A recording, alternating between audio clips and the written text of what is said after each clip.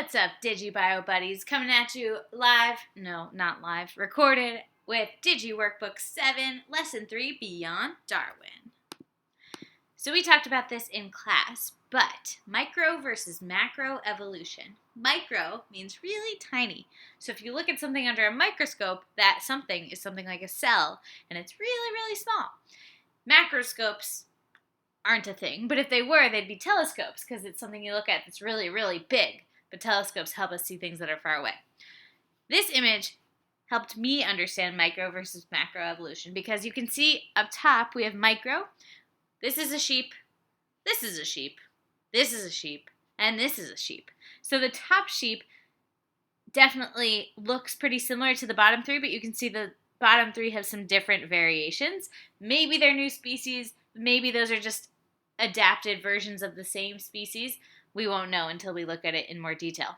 The bottom image shows us something that looks like a single-celled organism that an octopus, a turtle, or a tortoise, and a bat, which I think looks more like a bear with wings, but I think it's supposed to be a bat. So you can see from the bottom, if we're talking about macroevolution, those are big changes over a long period of time as opposed to the little changes in microevolution. So based on this image, here's what we wrote in class. Microevolution would be small changes over time that lead to minor evidence of evolution, but you can still see that these sheep somehow have changed from the top one. Macroevolution would be the larger changes that you can see over a long period of time. These are the major differences among organisms. So we're going to compare both kinds today. Flashback to variation. Any difference between individuals of the same species is called variation. This is mostly in the form of mutations, at least originally, and that then leads to different alleles. And over time, enough of these mutations can create new species. So if you look at the picture, this is supposed to show you heirloom tomatoes. They're still all tomatoes. They come in different shapes and sizes and colors and color gradients, but they're still definitely tomatoes. On the right, we have butterflies. Some of these might be moths too, but you can tell those are not just different allele possibilities and variations within the same species. That is a huge variety of different butterflies. And if you look at this big blue one that probably can't successfully reproduce with this tiny little orange one underneath it. So over time, variation can lead to a big enough difference that you end up with different breeds first and then eventually even different species. Microevolution, natural selection. So we read all about Darwin in the textbook quest last week and how he figured out all these different ways that natural selection can lead to evolution over time. So, variations make some offspring better adapted to their environment. Those individuals are more likely to survive and reproduce and pass the valuable traits to their offspring. After many generations, more members of the species will have the helpful characteristic. So, story time. Here we have a picture of a factory burning coal during the Industrial Revolution in England. So coal was a really great energy source back then before they knew all the drawbacks to coal because you could mine it fairly cheaply. It was very abundant, it burned really hot, and it lasted longer than a wood-burning fire. Now we know that all those emissions are bad for pretty much everything on Earth, including Earth itself.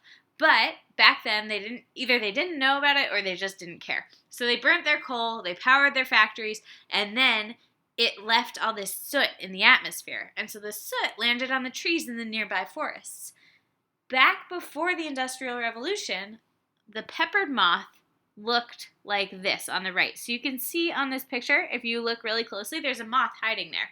Here's a really obvious one because that's the peppered moth against a soot-blackened tree.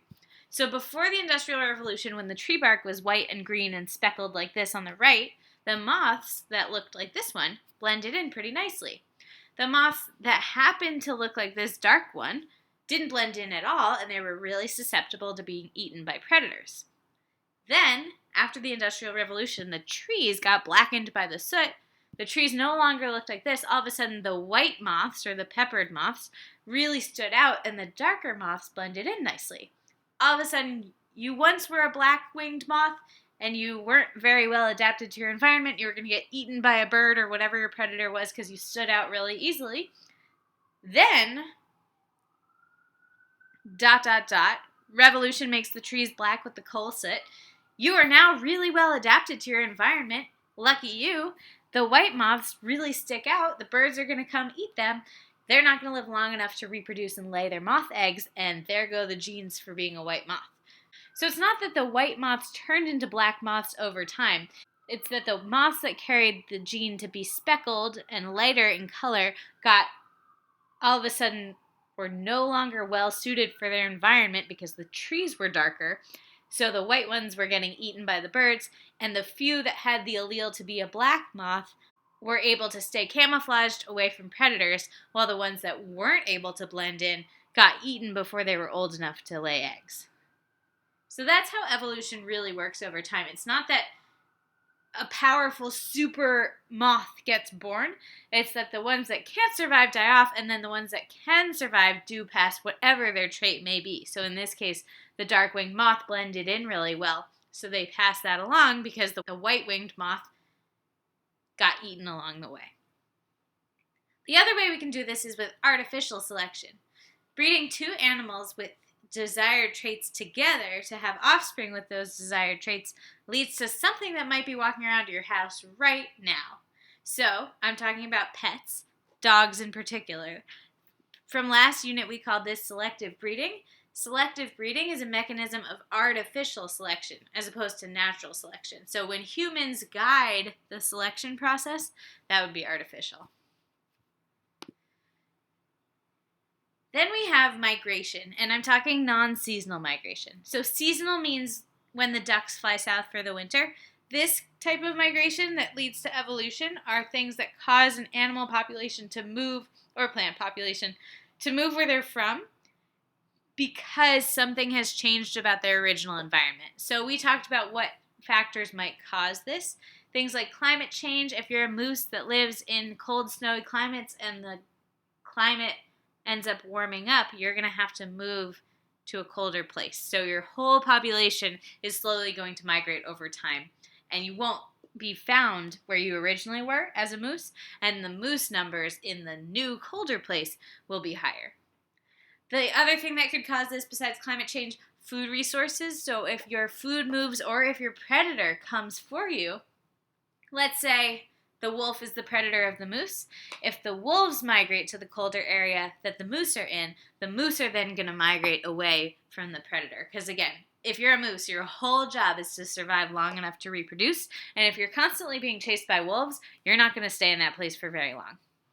Another thing that can lead to this permanent migration is human environmental change. So whenever we want to build a highway or a pipeline or a shopping mall or cut down a forest so that we can make more paper to print super fun textbooks on, or insert your issue here, that drives the animal populations out of where they lived because now all of a sudden there are highways going through where they had their habitat before. In general, environmental change can lead to adaptation. So we looked at the example of the monkey flower, and when we zoomed in, we saw that it looked like it had the little face of a monkey. But this picture is showing you the tailings and the waste material from a copper mine. So when they mine the copper, they put all the rocks that weren't that rich in the ore in this one place. This is a human-made structure. It's kind of just a pile of rubble at this point, and if you look at the picture, it's not very nice for plants to live there. There's some grasses growing, but for the most part, it doesn't look like it's a very fertile soil. The monkey flower was able to grow in this really harsh, rocky environment because it adapted to be able to be in this soil.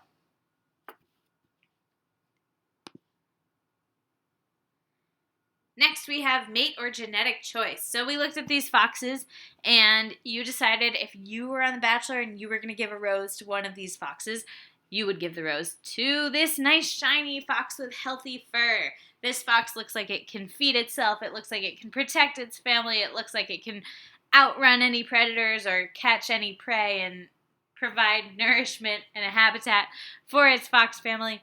This fox over here, we feel sad for this fox. We as humans think it's cute and want to help it, but it can't grow its fur. It probably has some sort of disease. It might be a really old fox. Whatever it is, we as a fox brain ourselves know that this fox is not reproductively successful, and we're not going to pick that fox to mate with. Same thing with these peacocks. I'm not sure this bottom picture is a peacock, but I used it to show a mangy looking bird compared to this very suave blue shiny bird. Again, you want to go for the shiny one because that means it's getting all of its vitamins and nutrients, it's healthy, and that is why animals are attracted to the potential mate that is going to be most likely to pass on its healthy, good genes. So, genetic health and health in general mean ability to survive, and the healthy appearance means healthy genes. Next, we have genetic drift. So we talked about genetic drift in humans. These are changes in behavior or reproductive patterns that can lead to population trait shifts over time. We talked about technologies that help us live today that even if we have genes or traits that might have been harmful to us 100 years ago or 1,000 years ago, things like chemotherapy if you have genetic dispositions to have cancer, heart medications if you have genetic dispositions to have heart disease, EpiPens if you have allergies, inhalers if you have asthma. All those things can allow you to lead a healthy lifestyle, and then you can pass the gene for asthma to the next generation. It's not a big deal today, but 100 years ago you might not have lived long enough to pass that gene. Here we have the maternal mortality rate, and you can see over time our technology and our laws and regulations and recommendations of having babies in hospitals, in sterile environments, and only using surgery when absolutely necessary. That has caused the mortality rate of mothers in childbirth to drop over time. So ultimately, we're probably shifting the genes too. So if you're someone who needs to have a C-section, you will survive, and your baby would also have certain traits that might lead to a C-section, like the width of your hips. Women with narrower hips can survive and have children today, and they might not have passed that gene along 100 years ago. Now we're going to move on to macroevolution. So our first type of macroevolution is convergent evolution. Here we have an emu, an ostrich, and a rhea. These are all large birds that have feathers that help insulate them in their certain environments. So the emu lives in Australia, the ostrich lives in Africa, and the rhea lives in South America. And here we have a map showing you all these different types of birds and where they live. This dark green is the rhea, here is the ostrich, the royal blue is the emu, and then they also show you a cassowary here, some birds in New Zealand, and then the elephant bird over there on that island. So if you look at this climate map, you can see all these birds are found in the red, and the red means a warmer environment. And if you also look at the backgrounds of the pictures, you can tell it's arid, there's exposed soil in all three pictures. It's kind of rocky, at least in these two. There's enough water that grasses can grow, but it looks like it's a pretty dry environment. Now, in class we asked you, did this start as one bird that turned into three? Or is this three birds that are slowly turning into one? The answer is B. These are three different birds that have all adapted traits that are suitable for their arid environments. So over time, these birds live in very similar climates. They did not necessarily start out very similar, but because of their environments, the helpful traits of maybe being thermal against the heat, or storing extra water, or having a long neck to bury into the soil to look for things like worms, must be very helpful traits. And over time, these birds are slowly becoming really similar to each other, even though they're on totally different continents and they started as totally different organisms. Last year in Earth Science, you learned that a convergent plate margin is where the two plates come together. Convergent means come together. Now, the opposite, unfortunately, is not called a divergent case of evolution. It is called adaptive radiation. So, as you know, an adaptation means a change, and radiating means spreading out. So, how does a new species form? A group of individuals must remain isolated from the rest of its species long enough to evolve enough different traits that reproduction between the two is no longer possible, and this is called speciation. So here, you always ask if these squirrels are named Kebab and Albert. This is the Kaibab squirrel, like the Kaibab limestone you can see in the Grand Canyon, and the Abert squirrel. So if you're a squirrel, Grand Canyon's a pretty big place. Over time, your squirrel population slowly starts to drift apart. You had been one big pack of squirrels, maybe you start spreading out to go find enough acorns to feed your squirrel family, and over time you end up very spread out in this pretty rocky terrain that might be hard to cover in a day, for example, if you're just a little squirrel. Slowly, your populations have been separated enough and they don't end up coming back and forth to each other that one population develops certain traits, the other develops their own traits, and over time, those traits end up becoming different enough that you evolve into different species, and maybe you have more chromosomes than each other. Whatever it is, you are no longer able to reproduce together. That's what defines a species. So now we have two totally different species of squirrels. Yes, they both have tall, furry ears and the rest of the squirrel traits you know and recognize, but they're different enough that they can't reproduce together, so they can't be called the same species. That is speciation. Then we have coevolution. So based on the name and the examples below, coevolution is when two different species evolve to benefit each other. They evolve together. So for example, we have the hummingbird. The beak of the hummingbird is long and narrow like a straw, and then the flower that the hummingbird feeds from also over time has developed to be long and narrow. This is beneficial for the flower because the hummingbird drinks the nectar from the flower, but it also spreads the pollen, which is the reproductive cell of the flower, to other plants. The flower is happy, it gets to pass on its traits. The bird is happy, it gets a source of nutrients. So it benefits each other to have evolved to work together. Same thing with bees and pollen. Bees transfer the pollen from one plant to another, and in the process, the plants cross-fertilize, so they're okay with it, and the bee benefits because it finds a food source. Another example of this might be predator and prey interactions. So over time, let's say a fox gets faster, but if the fox can always catch its prey, let's say it's a rabbit, then we're going to lose our rabbit population, and the foxes aren't going to have anything to eat, and the rabbits are going to die out, and so they need each other. So the predator, the fox, might get faster, but the prey might get a little bit craftier. So rabbits might learn to hide better, or they might learn to hop out of the way when the fox is running towards them. So predator-prey interactions change so that both populations can survive over time. Next, we have extinction. So here I have the dinosaurs, and I have, obviously these are artist renditions because no one was around to take photos of the dinosaurs. But the dinosaurs didn't actually die from the impact of the crater hitting them. The dinosaurs died from the ice age that was caused by the crater hitting the Earth. So when the crater hit, it kicked up tons of dust and rock fragment and ash into the atmosphere. Dinosaurs were large reptiles. Reptiles are cold-blooded, so they need the sun to warm up, and a lot of dinosaurs were herbivores, so they ate plants. The dinosaurs that were carnivorous ate the dinosaurs that ate the plants. So in every situation, everybody needed the plants. If all the dust that got kicked up into the atmosphere blocked out the sunlight, one, plants can no longer photosynthesize, the plants aren't happy. Two, the earth gets colder because the sunlight's being reflected back into space. So all of a sudden this nice tropical warm environment that the plants loved and the dinosaurs loved has changed, and the world gets shoved into an ice age. Now, who benefits from this? Organisms that are adapted to cold weather, so mammals that have fur that keeps them insulated, and organisms that live in the water that might not have relied on too much photosynthesis to begin with and are adapted, again, to cold environments.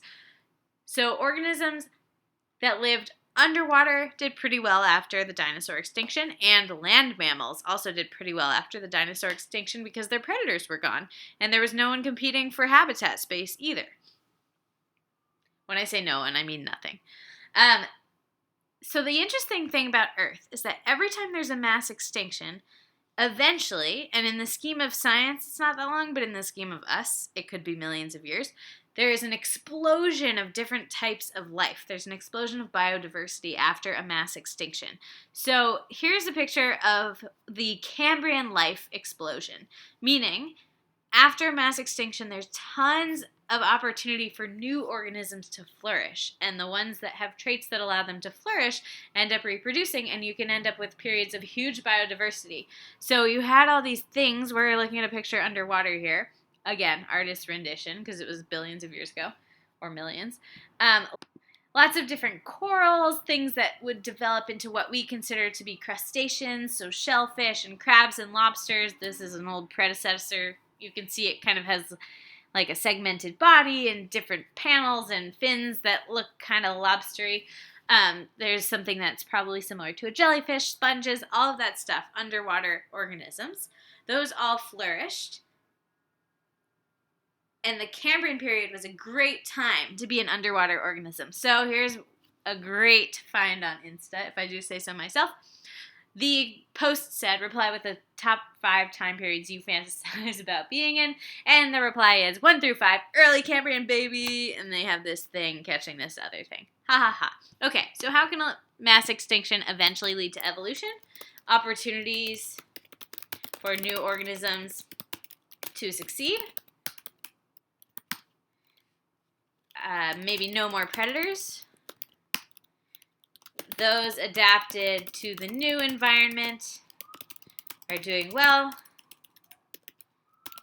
Bye-bye competition.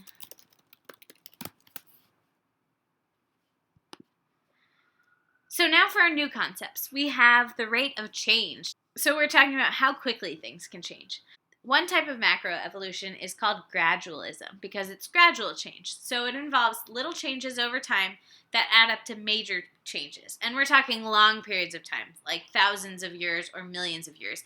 And this is what we can really see in the fossil record because you can compare, as Darwin did, ancient armadillos to modern day armadillos. Ancient types of bivalves like clams and oysters to modern clams and oysters. Then there's rapid change. So this is what typically happens after a mass extinction. We have a lot of species that remain unchanged during their existence, meaning if we look at the fossil record, we can't really see that many differences between an old version and a slightly newer version. And then, shortly after that disappears from the fossil record, meaning something caused it to go extinct, there's a new related species that has a lot of differences. These species evolve in short periods of rapid change, and then they don't really change much after that. And this is called punctuated equilibrium. So we know equilibrium from homeostasis. It's maintaining an equal balance. Punctuation, like a period or a comma in a sentence, stops and restarts something. So this is a balance over time with a start-stop as opposed to a slow, steady change. So I'll show you some diagrams and graphs that help you understand this. So I'm actually going to start with gradualism on this diagram.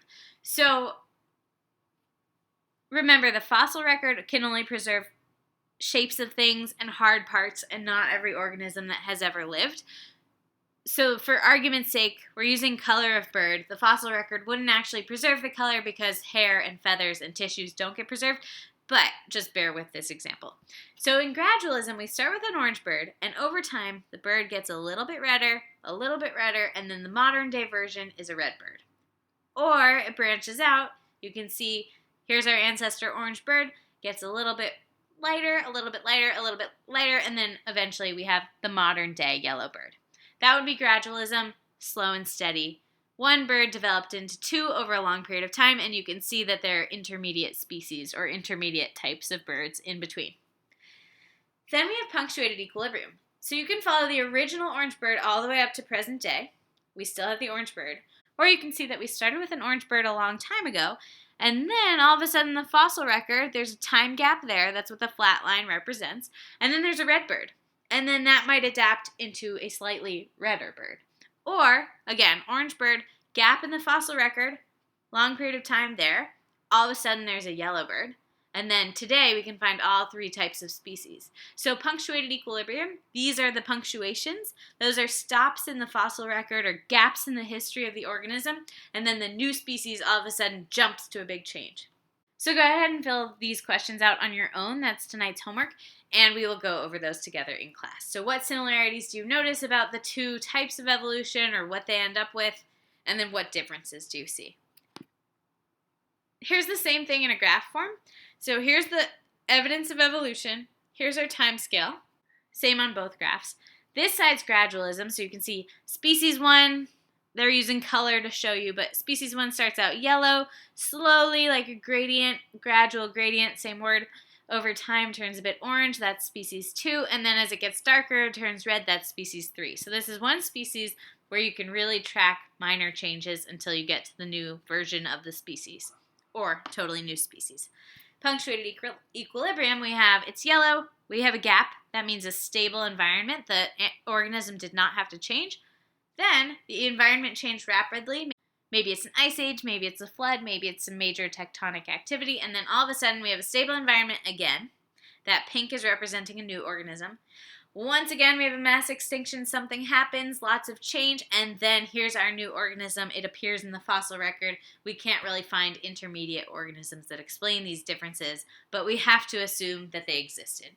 So in your own words, go ahead and explain the difference between gradualism here, slow and steady, versus punctuated equilibrium, which is kind of like a quick start-stop, start-stop, start-stop. Write that there. We'll go over those tomorrow. All right, once you have finished and you've written in your words, if you want to hit turn in just to get it off your to-do list, you can. Otherwise, we will look at it even if you don't hit turn in. Bye!